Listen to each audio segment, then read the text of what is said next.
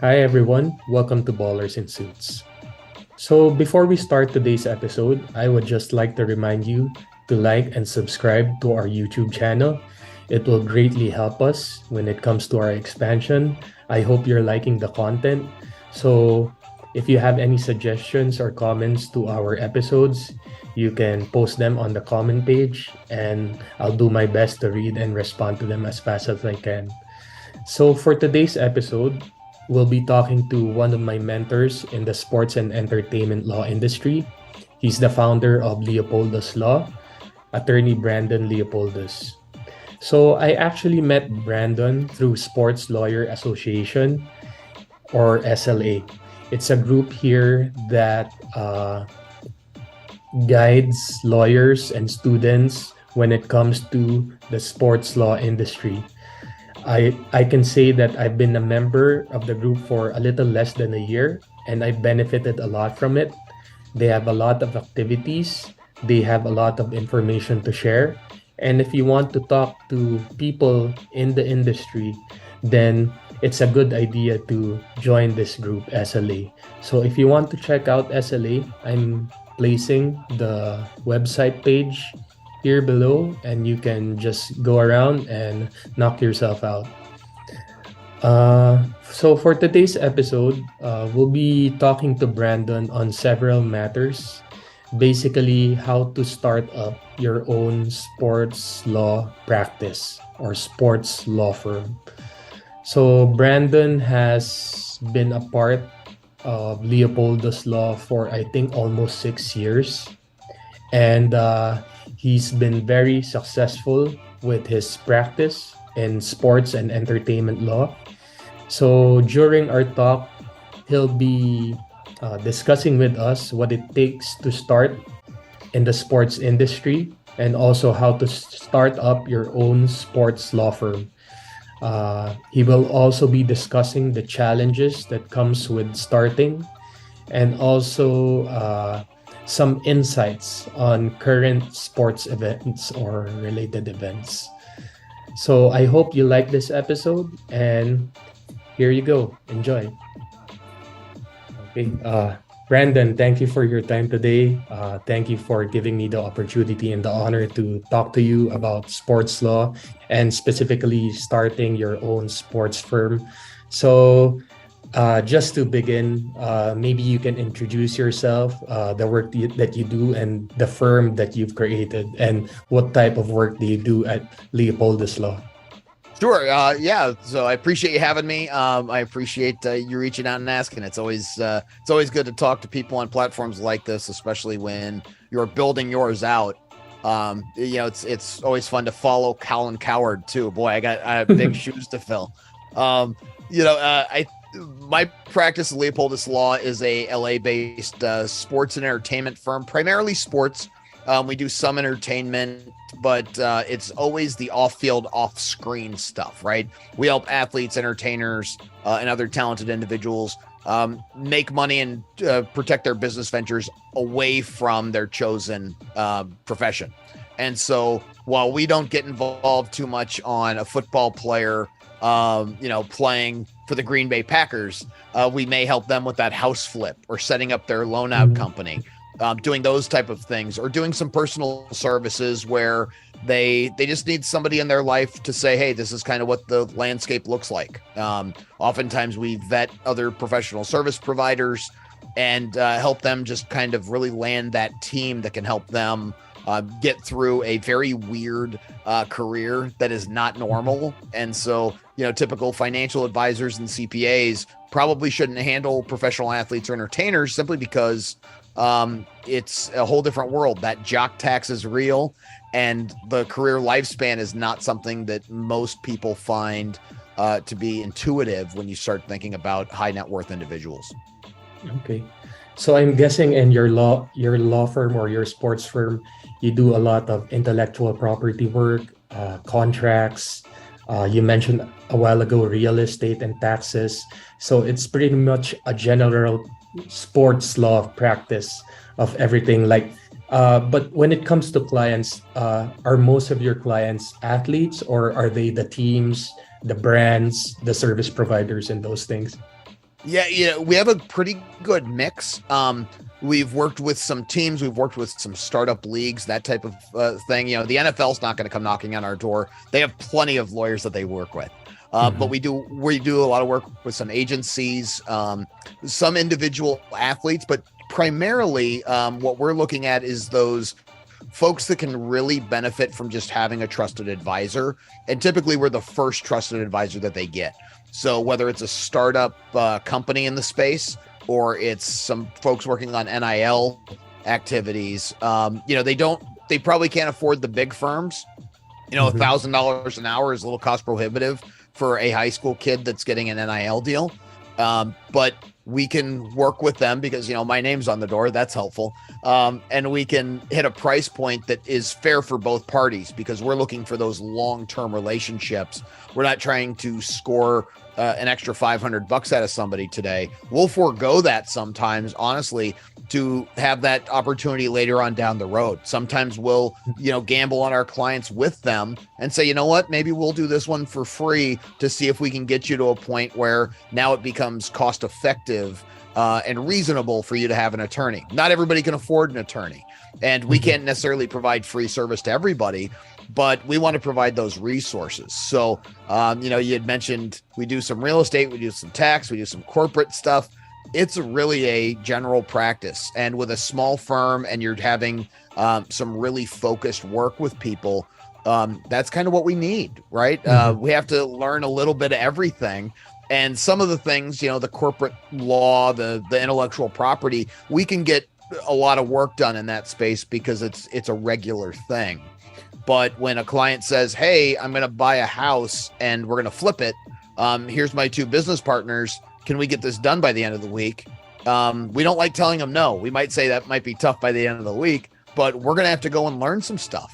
I don't know that there's a week that goes by that we're not looking something up that we might not just have the expertise on, but we've had some similar enough experience where we can build on that. So that's really the fun part of the job, is not just being siloed like some people get, which is fine for them. But for us, I'm too intellectually curious to want to just know one thing a mile deep. I want to know a lot of stuff and know it as best as we can, so our clients can get that best representation. At some point, sometimes we also bring in other counsel if those issues get real hairy and they need that really focused opinion on something. It's very interesting. It seems like your firm is very active. Yeah, you have a lot of variety when it comes to the work that you do, and seems like you're helping a lot of clients. So now that, I can see that your firm is very successful. You have a lot of work. How did it actually start? And when it comes to the origins of Leopoldus Law, did you actually intend to become a sports lawyer? Right from the get-go, maybe when you were in law school, or maybe you geared your subjects as a law student towards sports law or entertainment law. Was there like an initial plan when you was first starting out, and how did it start out from the beginning? Yeah, my initial plan wasn't to be a lawyer. That's the funny part. For me, working in sports was something that I think I've always been in the area of it. When I was a kid, I grew up in Colorado Springs. My older sister was an Olympic level gymnast. She was the first elite level gymnast she's has all the athletic ability in my family. And she was the first elite gymnast in the history of Colorado. And so she'd train, and then, my parents would typically drop her off at gymnastics practice, take me to my rinky-dink little league game. We'd go pick her up, right, hit McDonald's, and then drop her off at the Olympic Training Center for a couple hours. And I would get to play basketball on the USA basketball gym floor in my, in my plastic cleats and my little foam hat. And I always thought we were just both playing sports. I was either way too naive, or my parents did a really good job of not explaining to me that she had talent that I did not have. And so I would just bounce around the Olympic Training Center for hours on end, just going into the USA boxing gym and hitting the heavy bag. Just seemed like they were having fun doing it. And we would do all those things. And so I kind of grew up there. And when I got cut from my high school baseball team, rightly so, I wasn't very good. I was a late bloomer, and so I started umpiring Little League Baseball, and I really loved it. I had no idea what I was doing, but I liked the fact that I was making $20 a game, and I wasn't working at a drive-through window, and I was making more money than my friends. So we were flying high back then. And I started umpiring high school games before I graduated high school. And eventually I met some of the AAA umpires coming through Colorado Springs, and they said, you should go to umpire school. I didn't know what that was. You know, I was some 17-year-old kid and found out about it, went to umpire school. Apparently you can yell at me and I can still keep my composure enough to get my job done. And so I got to bounce around the minor leagues for 5 years. And that's where you really got to see the business side of it, right? You get to see unfortunate things where guys are getting broken up with over a phone before the game, and now they got to go pitch, right? They don't get a mental health day in baseball, and you'd be injured, but you got to go out there and play, right? You'd have guys that you knew were getting traded because the manager would tell you at the plate conference that they're trading this guy, but don't tell him. Why are you telling me, right? I don't care. And you'd see guys that get released and you're thinking, man, that guy's a great guy. I hope he's going to be okay. And it was all the time. You see the business side of it. And so when I got released, I was honestly looking for a job in sports. I thought I was going to be a baseball lifer, and I couldn't get a job doing anything in baseball because there's a lot of washed up has-been everybody's. And Dan O'Dowd, the GM of the Colorado Rockies at the time, who's now on MLB Network, had said, Brandon, if you really want a job with us, you should probably go to law school. It seems like everybody else that applies for a job goes to law school. So that day I went home and I found out how to go to law school. I didn't know what you needed to do. And I bought a book at Barnes and Noble, right? LSAT questions. And I took the LSAT a couple of weeks later, and I did okay enough on it, not great, to go ahead to get into a law school. And I went to law school, and my second year of law school, I had a rough go that first year. I just didn't know what I was doing.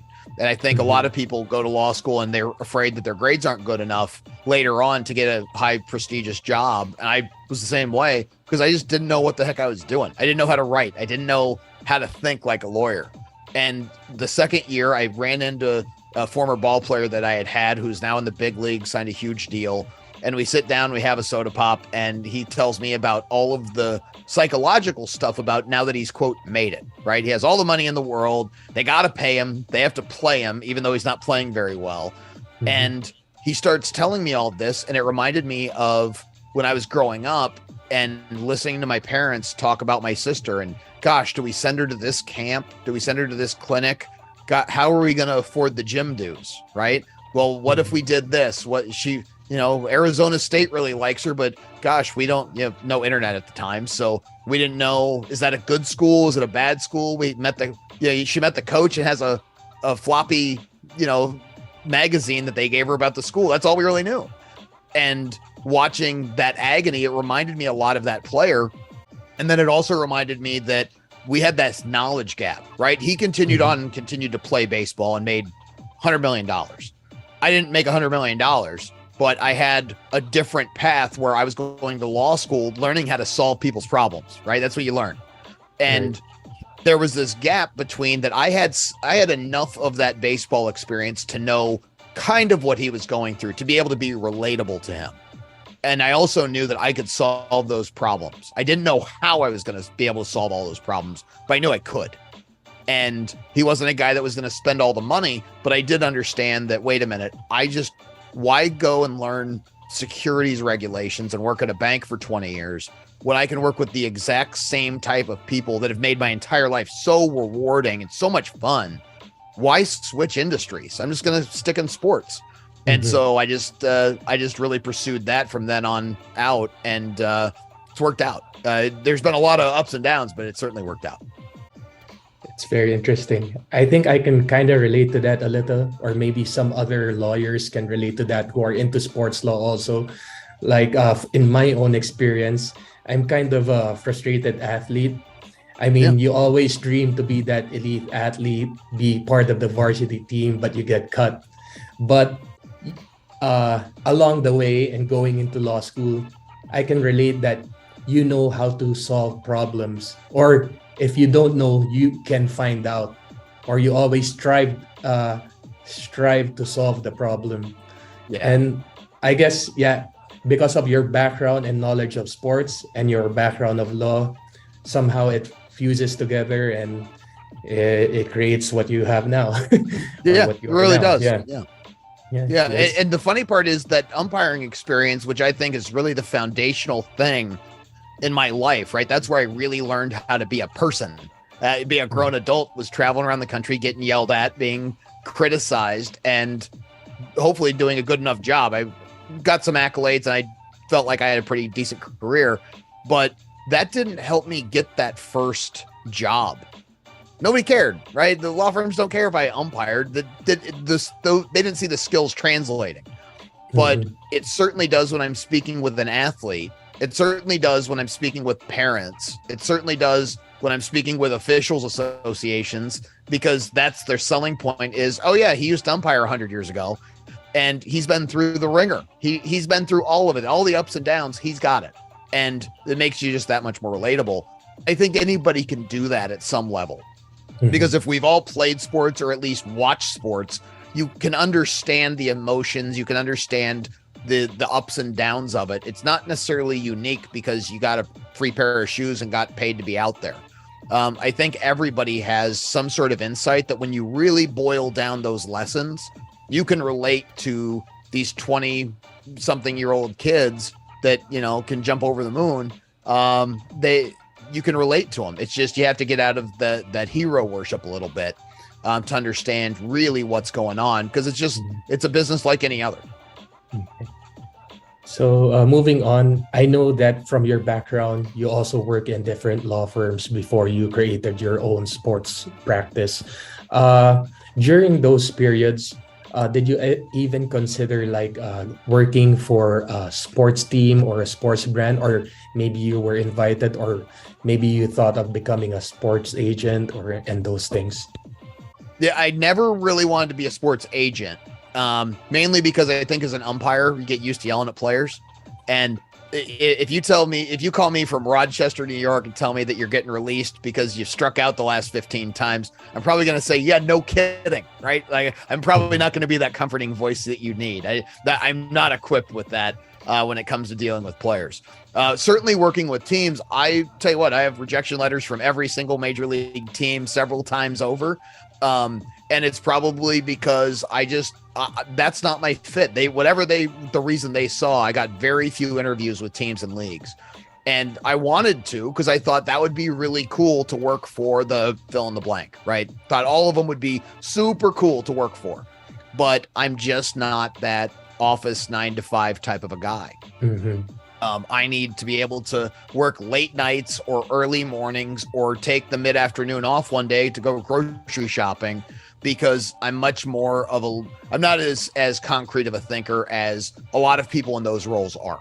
And I'm much more creative in a town full of creative folks. I'm definitely not high on the creative scale, but I am for lawyers, where I want to be able to kind of march to the beat of my own drummer.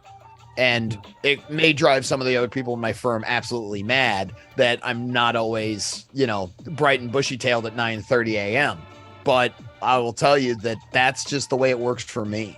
And so working for a firm or a team or a league, I can do that, but I can't work in-house for them, because at the end of the day, we're both going to make each other miserable.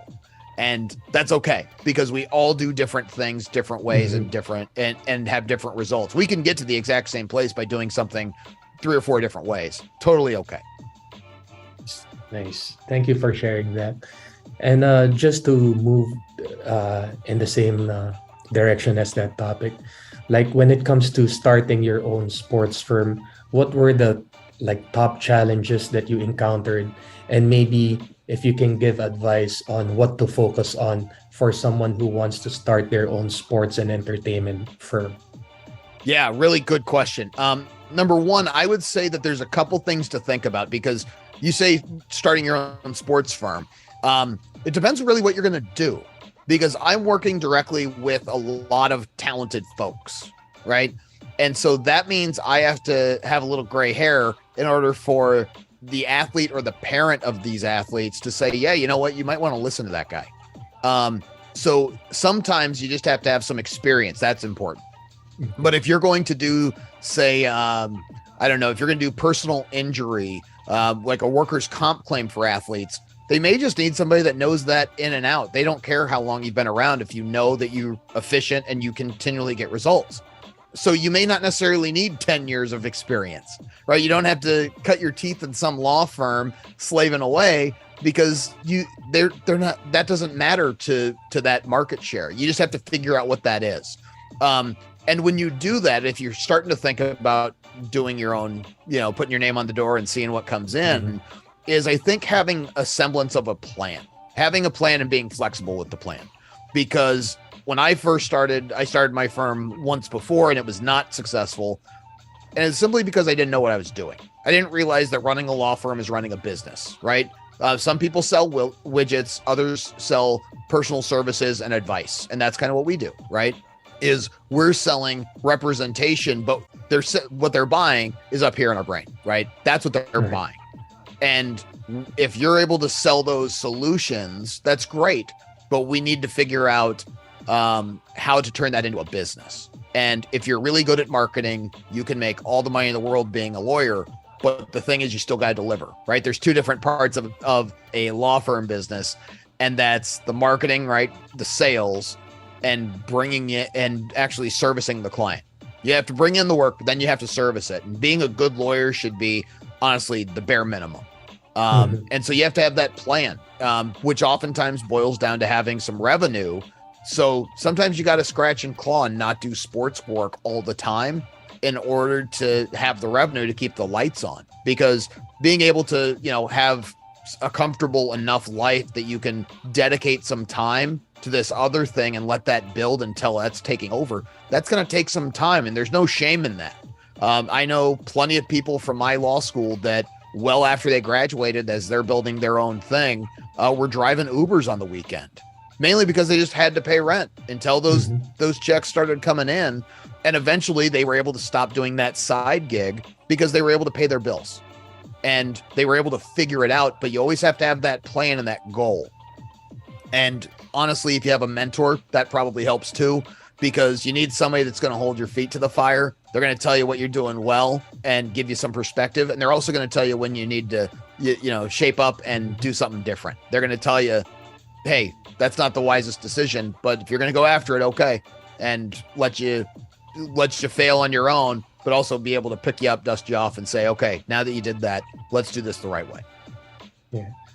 And I think what I'm hearing from you and also other lawyers who started their own sports practice, I think what's really important is you have that commitment and passion. Most of you have the same stories that there are a lot of challenges. It's difficult. Sometimes it's tough to pay the bills when it comes to comparing it with the income coming in the firm.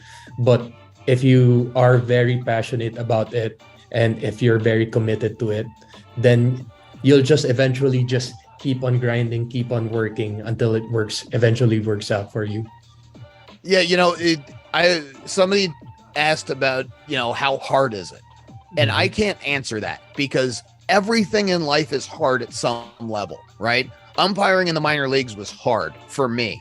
Some people it was easier. But I don't know what scale we're on because we're all working on our own scale, right? For some people, it's really hard for them to get out of the house in the morning.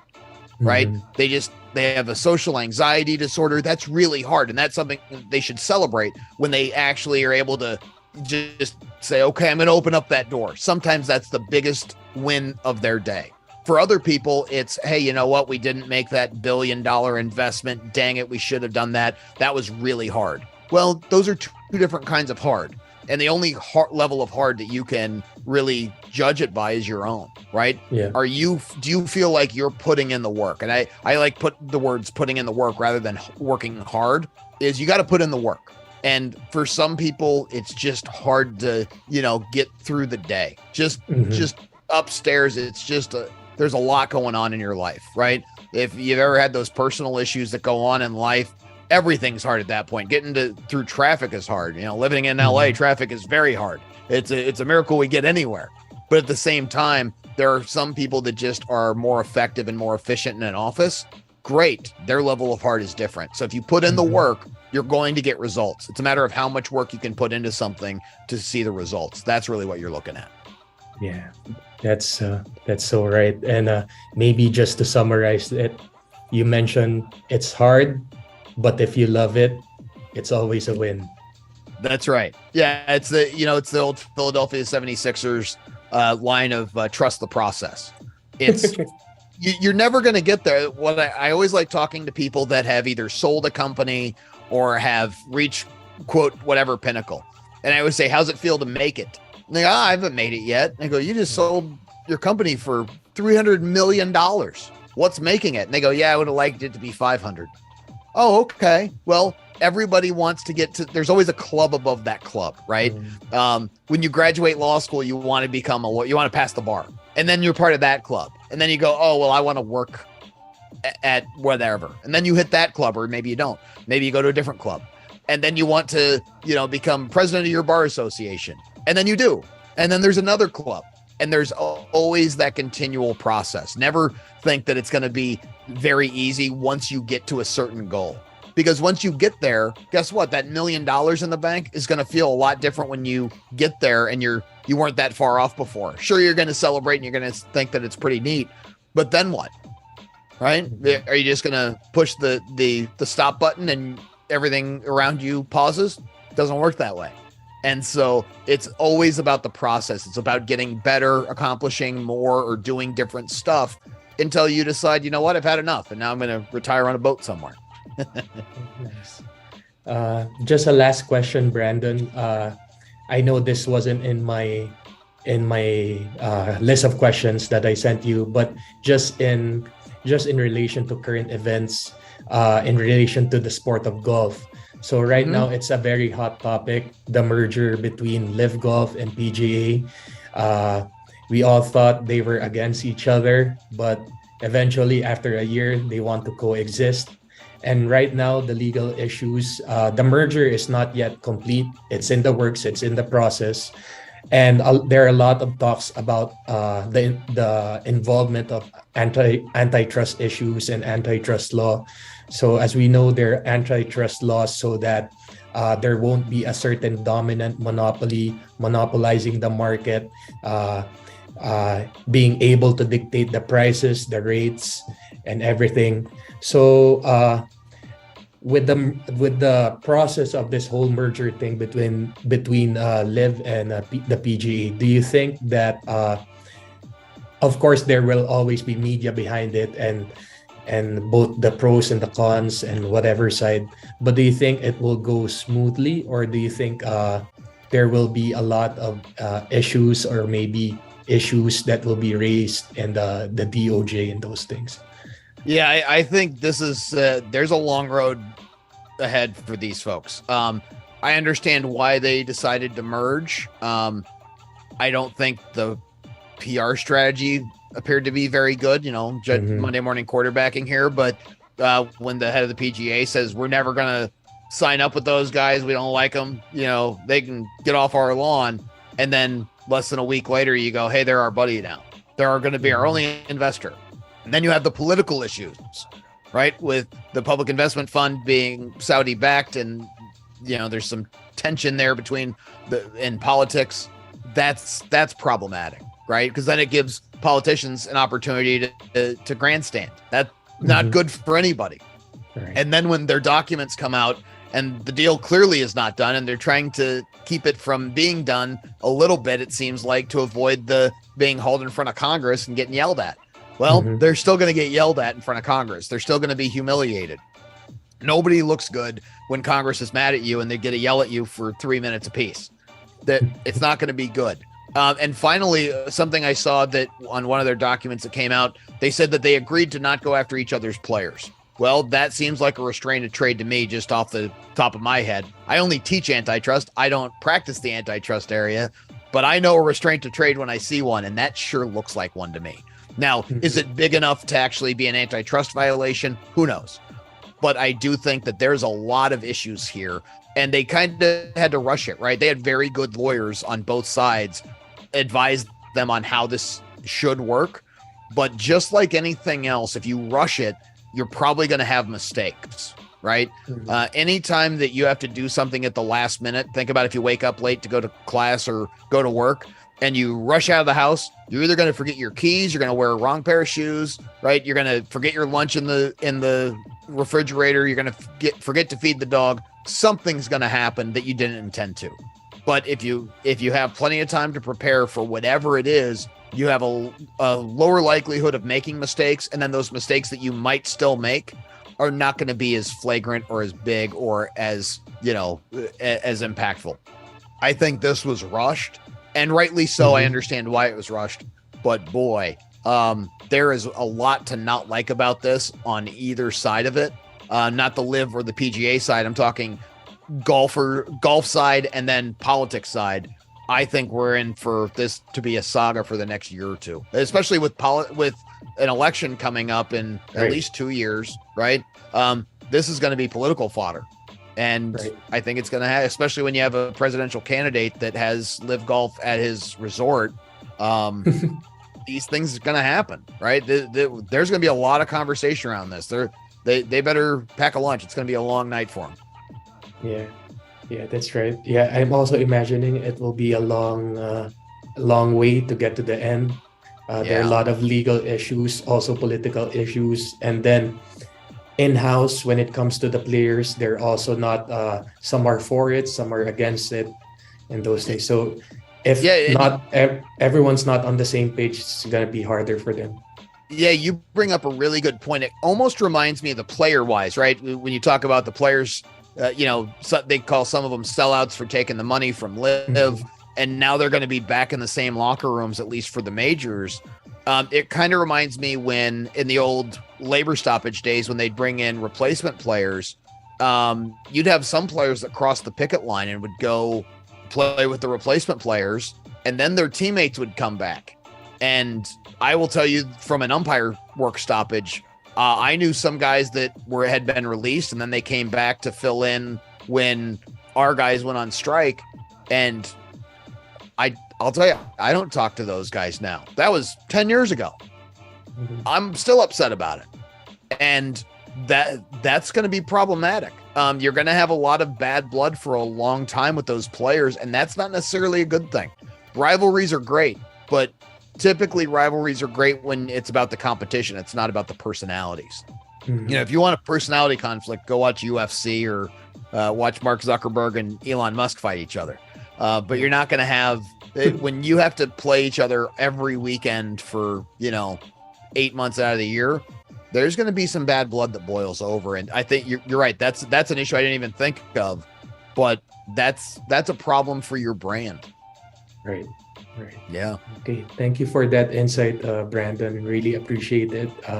Again, thank you for your time spending with us here at Ballers in Suits, and hopefully we'll get to catch you again next time on our other episodes, or if you have other activities. I'll make sure that they also check out your webpage, your website, and also your social media sites if you have them. I appreciate it. And check out the Sports Lawyers Association as well. For all of you law students and young lawyers out there, sportslaw.org, the world's largest group of sports lawyers and lawyers interested in sports across the globe. That's right. So I hope you enjoyed that episode with Brandon. Maybe just a few takeaways from our talk. When it comes to building your own sports and entertainment law firm, it's very important that you come in with the plan. So when it comes to starting your own law firm, it's not about how much you know the law, and it's not all about law practice. It's also a business at the same time. You need to practice the law, but at the same time make money. When it comes to having a plan, you should plan out what's your target market. Are you going to target certain sports like basketball, football, soccer, and the like? Or are you going to target a certain practice like reviewing contracts, intellectual property, trademark, copyright, and those things? So that goes into the plan, and that's something that one should think about if you want to start your own sports and entertainment law firm. Another key takeaway that I took from Brandon, that starting your own is no easy task. It's really difficult. He told me that there are some times that you need to think about how to pay the bills. And I think that's very true because when you're starting out, it's just yourself. You're still finding your way. Probably at the start, you're not uh, as capable as a lawyer that you want to be when it comes to your knowledge and skills. But eventually, if you keep on learning, you keep on reading, and you keep on informing yourself of or educating yourself with the law and also the experiences that come with it, then eventually you'll get to advance and improve yourself, not only in the practice, but also in the business of having your own firm. Uh, Again, I would like to take this opportunity to thank Brandon for his time. If you want to follow Brandon, you can follow him in his LinkedIn page, which I will put here below, and also his law firm's website. So again, thank you for joining us for Ballers and Suits, and watch out for us for our next episode because we'll have more. Thank you and see you soon. Let's get it.